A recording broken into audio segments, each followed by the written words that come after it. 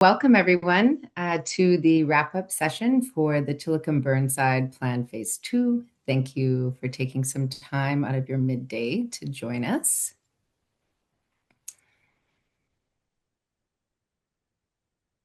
And before we begin, it's appropriate that we acknowledge that the District of Saanich lies within the traditional territories of the Lekwungen people, represented by the Songhees and Esquimalt nations, and the Wasanich peoples, represented by the Sartlip, Pocatchin, Sayote, Sycam, and Malahat nations.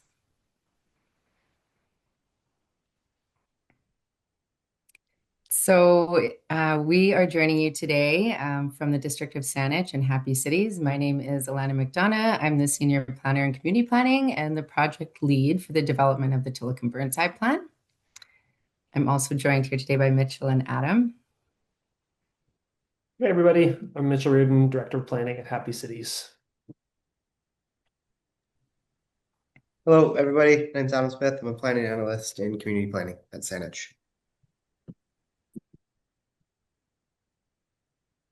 And so for today's session, there is live captioning available. You can just, on your screen, there's 3 buttons and you can click that should you want to activate it. And we are also recording today's session. The purpose of the recording, as we did with the primer session, is we will generate an FAQ out of the Q&A portions, and then we'll post both 2 out of the 4 videos, so one from our primer and one from this session, on our website at saanich.ca/TBP, just so people who weren't able to attend can go back and have a viewing. And so the purpose of this webinar is to offer some background on the Tillicum Burnside Plan and its development, and to provide an overview of the engagement that has taken place during this phase, which is our kind of active engagement phase before we start drafting the plan. We'll be sharing some feedback and findings that we've discovered and uncovered during this engagement process. And then we'll provide a little bit of details on the next steps that we'll be taking as we work towards drafting the plan. So the presentation will be kind of shared between myself and Mitchell. So as the agenda, I'll start by providing some project overview and a little bit on the engagement that has taken place thus far. And then Mitchell will go over the engagement findings, and we'll kind of conclude with our next steps and then open up the floor to any questions that any of you may have. So for those of you who aren't familiar, I'm not sure if any of you have, there could be some of you that haven't attended any of our sessions. So this is showing the District of Saanich and then the location of the proposed boundary for the Tillicum Burnside Plan, located in the south of Saanich, bordering the township of Esquimalt and the city of Victoria, and its adjacencies to the uptown core and the highway.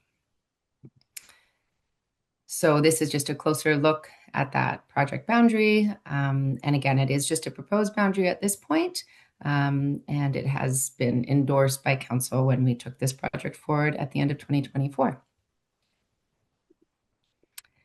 The purpose of this plan is to develop a comprehensive center corridor and village plan, or CCV plan, that includes a new framework built off of the official community plans growth management framework, for land use changes, like where to enable new housing and employment, transportation mobility, such as how to improve the overall pedestrian experience, and then public realm, where to locate new parks and plazas. The intent of this plan is to guide change over the short, mid, and long term.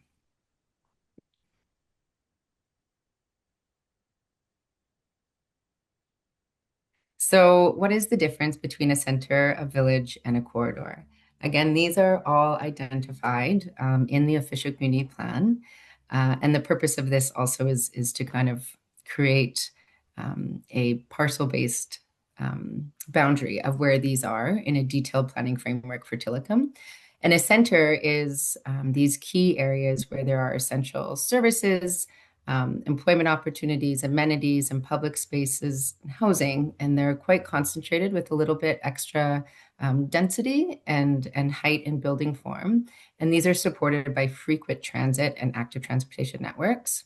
And then we have our villages, which are smaller, human-scale neighborhood hubs that are connected to transit, and these provide kind of your daily basic commercial and service needs and more of a medium density housing and employment.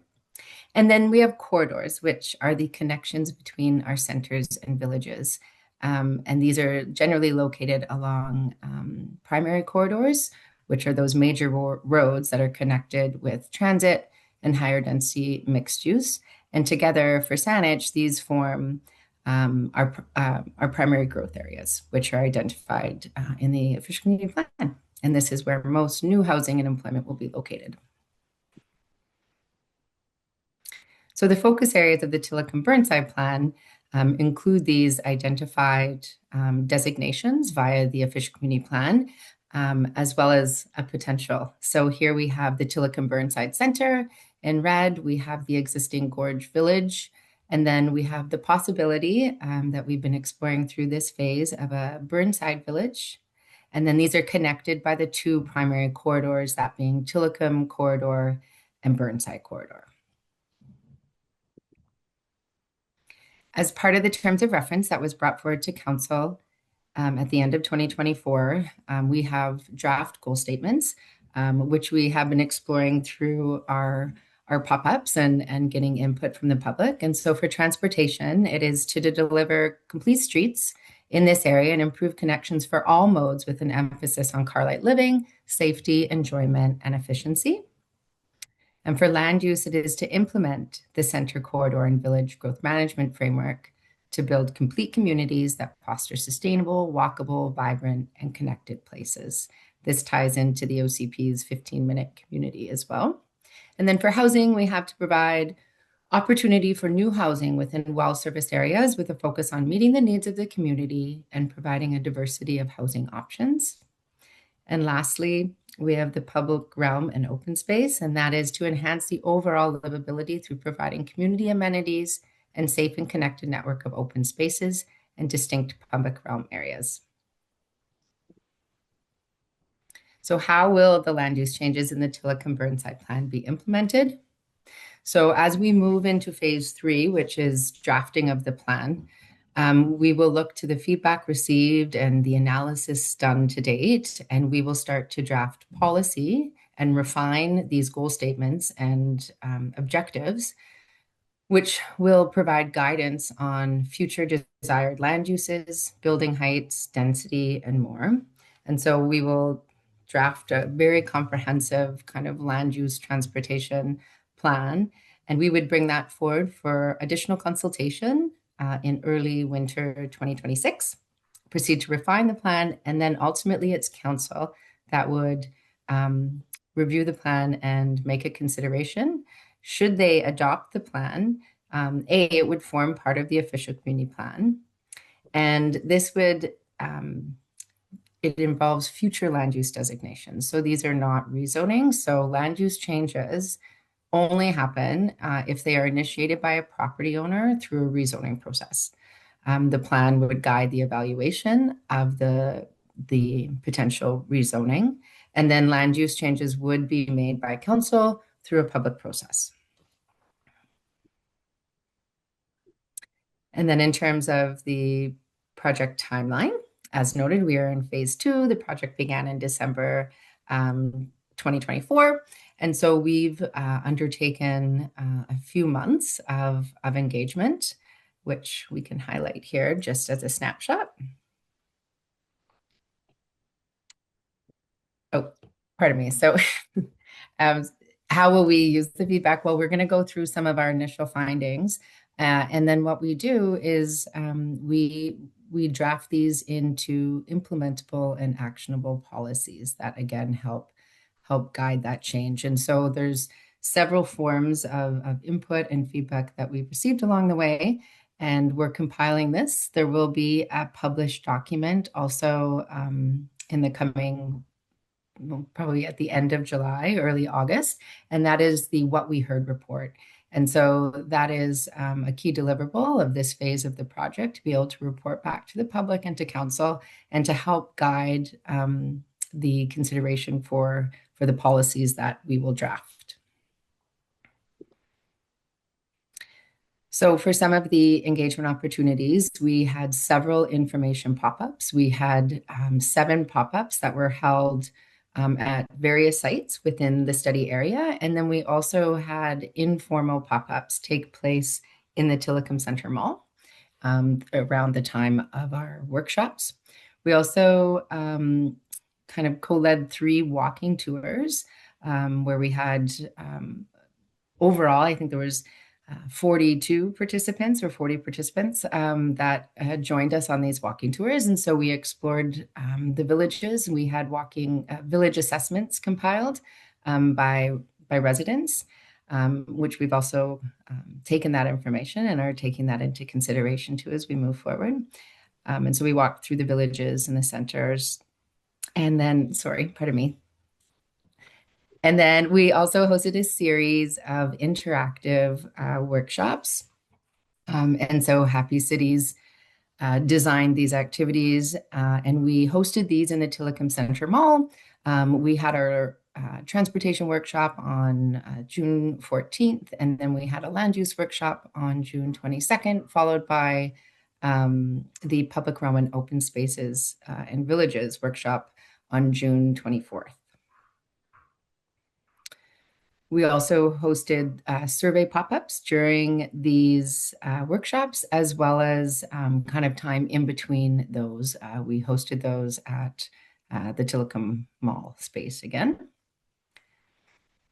And then we have a digital survey, and that is still currently live. We've had 143 surveys completed to date, and that will remain active until next Monday evening at midnight. So that will close on July 14th. And then I'm going to pass it over to Mitchell, who's going to highlight some of the engagement findings that we've discovered so far. Thank you, Elena, and thanks everybody for joining. So in the next section covers the engagement findings so far. We'll note that we had an incredibly busy June organizing and conducting all of the workshops. And in the last 2 weeks, we've begun to analyze the data. It's an ongoing process, but we wanted to share some of the key findings that we've determined up to this point. The focus for the findings that we're going to be sharing today are on the interactive workshops and the survey pop-ups, as that was the key input collected through these activities. The What We Heard report will also account for feedback from the walking tours.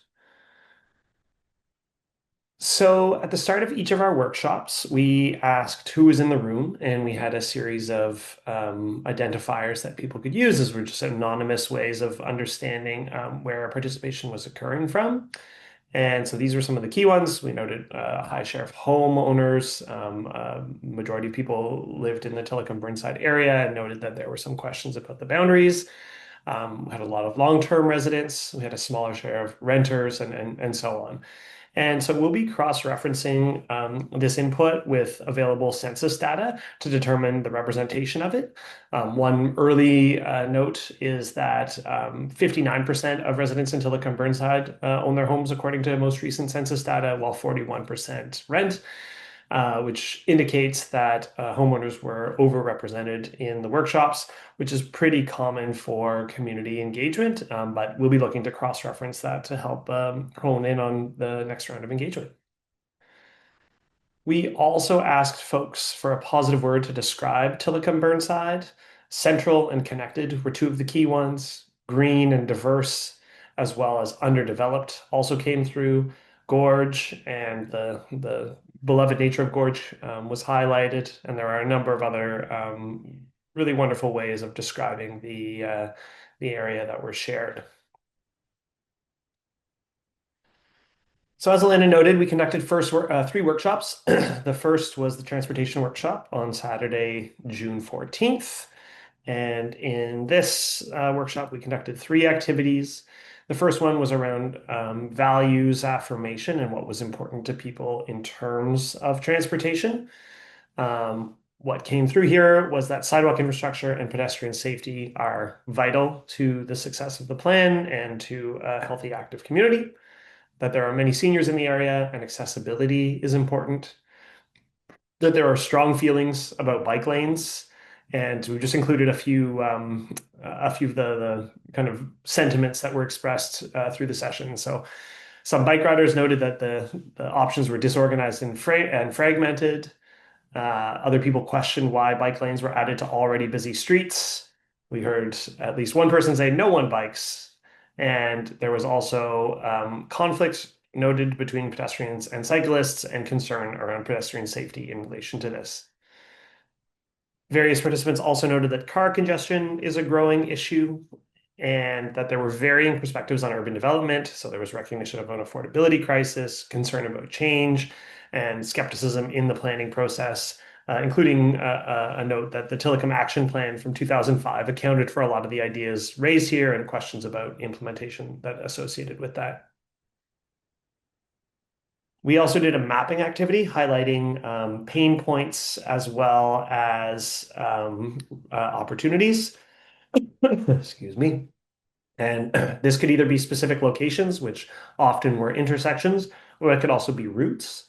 So here we see both Tillicum and Burnside flagged as pain points, as well as a number of intersections along those areas, while Maddock and Gorge were seen as opportunities, as were a number of other cross streets, Harriet and others. Um, a few of the other key items that were noted here were that there was a need for more sidewalks and improved quality, and that they needed to be wider. There was a fundamental need for accessibility improvements, just noting that in some cases there were no sidewalks and people using wheelchairs were forced to use the road itself in some cases, and in other cases there were no curb cuts or depressed curves for people to get up and down up and down onto the sidewalks. There were a number of locations that were noted for improvement as well. A couple of the specific ones were the need for crosswalks at Burnside Road and Aurelia Street and Albina Street and Gorge Road. In terms of bicycle infrastructure, there were alternatives to the bike lanes on arterials that were proposed, including on Matic, and there was an emphasis on enhanced connections along the edge of the project area. So that included from the adjacent area along the Gorge Waterway over to the city of Victoria, which has bike lanes on Gorge up to the boundary, or other ways to connect within the community by bike. There was also discussion around vehicle traffic and road design, an expressed desire to improve traffic congestion on arterials, a need to address speeding on major roads, and improve safety at Gorge Road and Harriet Road. People also expressed a need for handy dart improvements, enhanced accessibility at bus stops, and improved transit reliability. In the third transportation activity, folks either worked on Tillicum Road or Burnside Road and came up with visions for what those streets could look like. So here we have Tillicum Road, and the image across, or like the tiles across the top, are for the narrower sections, or sorry, for the wider sections of the road, but also noting that there were some sections that were narrower. The bottom section had an express route on how to address that. What we see is a fairly wide road, at where possible, 4 lanes of car traffic and one for buses dedicated to buses, bike lanes on one side of the street, and a sidewalk on one. In the narrower spots, there was more space for a wider sidewalk and some additional greenery, as well as two travel lanes and a parking lane.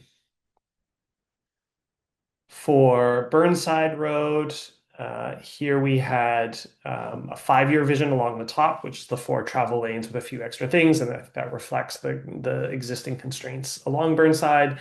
And within the 30-year vision, there was an idea of it becoming more of a boulevard with trees down the middle, and 4 travel lanes, including bus lane allocated during peak hours, sidewalks and bike lanes on both sides.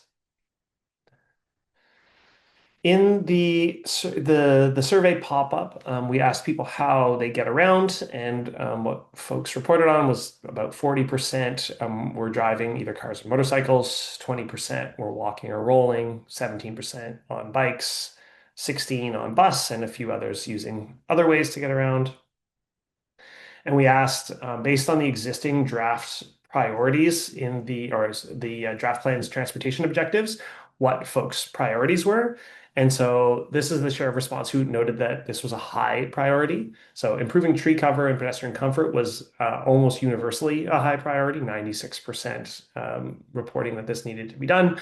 And the need for greater canopy cover and more trees came through in many of our activities. We'll cover that as we move. 4 out of 5 people supported quality transit service with an emphasis on the Tillicum Burnside Center and connections to the future Uptown Transit Hub. 3 out of 4 were in favor of complete street design concepts for Tillicum Road and Burnside, and 60% wanted to see seamless intermunicipal connections for all modes of transportation. On Sunday, June 22nd, we conducted the second workshop. And this one focused on land use.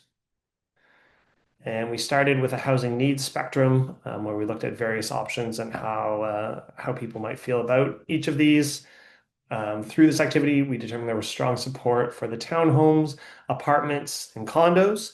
There was also a strong desire to see social housing, though the tenure type was really critical here. And it was noted that this isn't as much like a built form like the other ones were, but more like a housing delivery model. So that was important to consider. The additional notes that came through as key items to consider were that higher buildings, there was largely a preference to have them centered on the centers and along the corridors in some cases.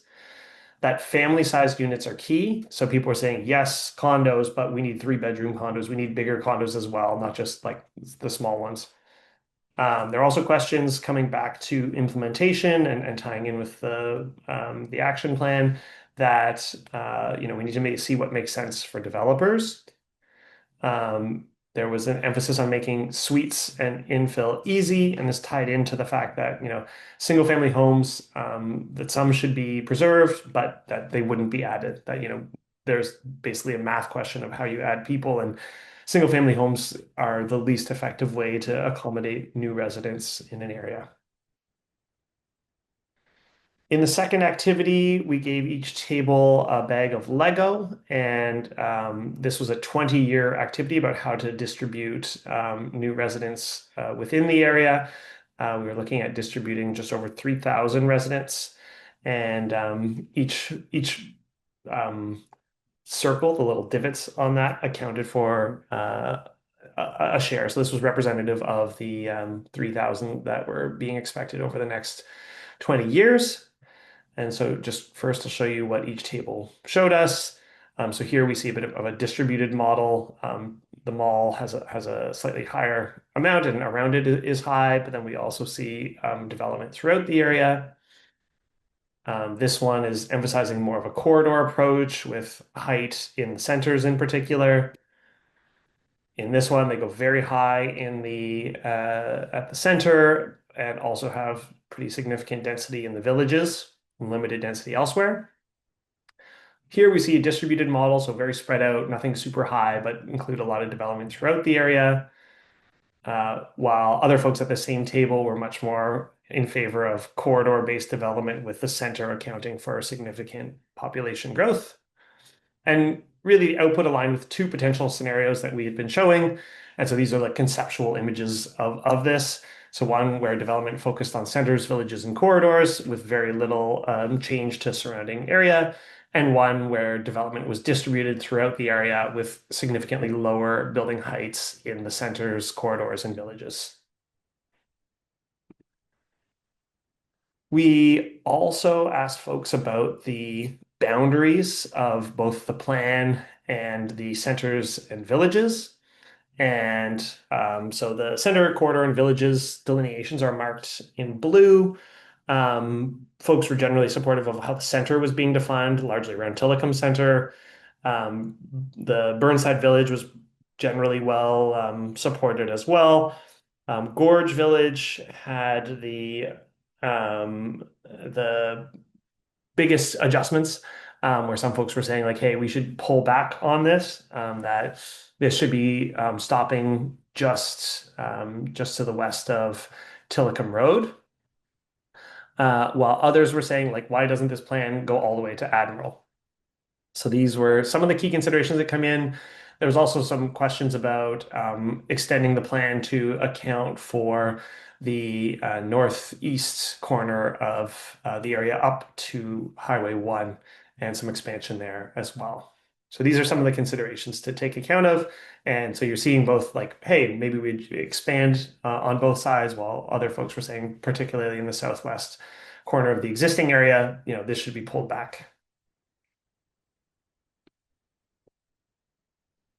We asked folks about their priorities in terms of the land use objectives. So integrating development at the Tillicum Mall and other large sites was highlighted as a preferred approach by 4 to 5 participants. 2/3 supported prioritizing higher density housing and employment opportunities in alignment with transit to support community needs. Just slightly lower, wanted to see or saw a priority as a planning framework that supports development of the 15-minute community, and 43% wanted to explore the possibility of creating a village on Burnside Road, further connecting Tillicum Burnside to the uptown core and the city of Victoria. When it came to housing objectives, 78% support increased housing choice, including smaller units for one-person households and larger family-sized units. 2/3 wanted to see a land use framework that accounted for the community's diverse housing needs and tenure types. And just over half supported the delivery of non-market housing and mixed market to support equitable access to housing. We also asked folks what kind of housing they felt were most important to have in Tillicum Burnside. Um, Housing that was affordable to low-income households was highlighted as very important by over 80% of participants, while just over 70% said housing with supportive services, so assisted living and like seniors care came through as a high priority there. Housing for people experiencing homelessness was both very important to just over half, while 40% said it was not important at all.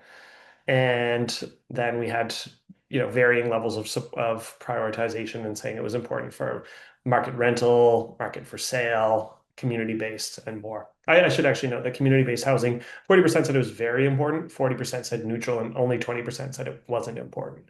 So support for a mix of tenures. On Tuesday, June 24th, we held our third workshop. And just as a note, we had a total of 96 participants plus 6 kids at the 3 workshops. The third one was on the village, public realm, and open space. We started by identifying special places. So there are numerous appreciated spaces already in the Tillicum Burnside area. What really came through were the green spaces, such as Gorge Park, Gorge Waterway and surroundings, the Cuthbert Holmes Park, Hampton Park, and Capel Park. There were also a number of commercial spaces that were appreciated. That included Tillicum Center, some of the things there, as well as the commercial activities on the corners of Gorge Road and Tillicum Road. So on both the northeast and northwest corners of Gorge and Tillicum were convenient, small-scale commercial that people felt were valued. And so we did this activity at 2. I'm just presenting it as part of workshop 3. This also was a portion of workshop 2. We asked people about the types of amenities they wanted to see and where they would like to see them. And what emerged was that, most either private amenities or commercial amenities were concentrated along the centers, villages, and corridors. There was a strong desire throughout the area for more trees, gardens, and greenery. You can see that, spread out throughout the area. And then commercially, restaurants, cafes, and pubs were the areas that had the greatest support, the type of amenity, private amenity that had the greatest support, which is something the district doesn't deliver directly, but can facilitate through zoning and initiatives such as street beautification to encourage this, as well as new development to enable the customer base to support it.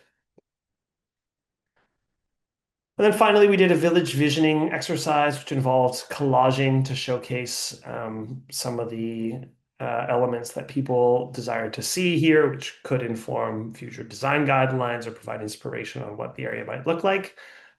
We have a number of these just to show you what people envisioned, and then just a few of the key takeaways that we've determined so far. These were some really interesting and beautiful pieces of work, and really appreciate the effort and thought that folks put in here. So we need, for more commercial activities, the desire for a pub and restaurants, the transit hub, more street lights and greenery, a greater pedestrian experience, supporting local business.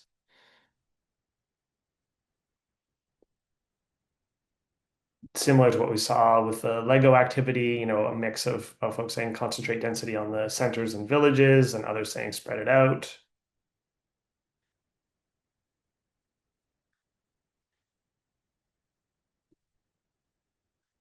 Think about the visual impacts. What are the surroundings? Hey, this is, you know, there's some humor in there as well. Other folks saying we need more energy, we need to liven this area up. And an emphasis on accessible green and blue spaces.